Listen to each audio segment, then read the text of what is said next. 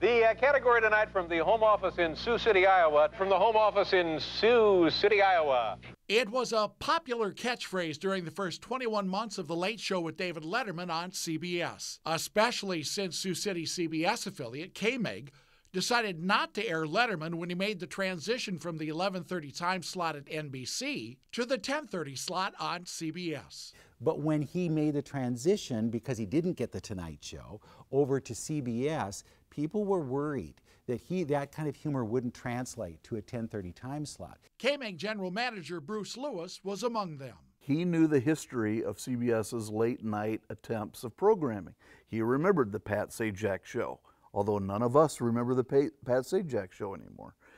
He remembered the CBS late night movie with Columbo and all those other shows, and he remembered other various attempts. Lewis decided to stick with reruns of Star Trek, which was a strong #2 opposite NBC's Johnny Carson. And the Letterman people caught wind of it, and they called me and they said, what can we do to keep this going? They'd heard about KMEG's decision through articles written by Bruce Miller, the Sioux City Journal. And I said, well, geez, help me, because we want to try and get your show on. And they said, we'll do something, be ready. And what they did was they named Sioux City the first home office. The decision drew immediate attention here and from across the country. You name the outlet. They were all calling to find out, what is this stupid thing going on in Sioux City, and can you tell us about it? I wore out the knees of my pants begging us to pick up Letterman. And Bruce Lewis said, I just can't do it. Lewis's refusal actually turned out to be a boon for Sioux City.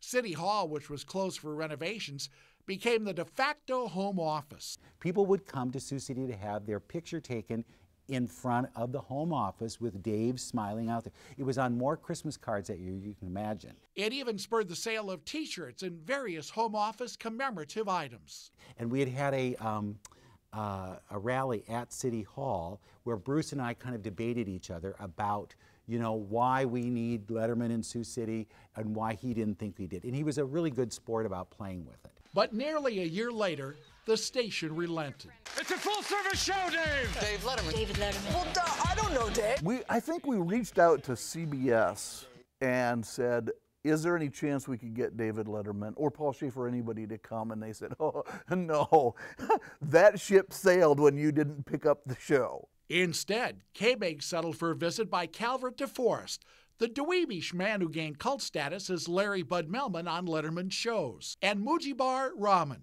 who often conversed with Letterman from a nearby souvenir shop. He signed a one-day contract to throw out the actual first pitch with the Sioux City Explorers.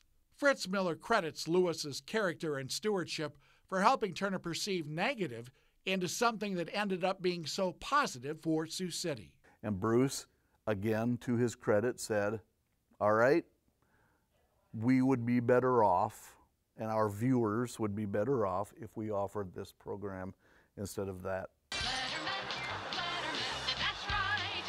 Check out Dave Letterman. When Letterman retired in 2015, his people sent Bruce Miller the actual cue card from the first show that reads, "From the home office in Sioux City." And Miller also received an autographed photo from Letterman thanking him for everything. And he was nice about it. He was never mean about it. And he would mention Sioux City, and we waited every night to hear from the home office in Sioux City, Iowa.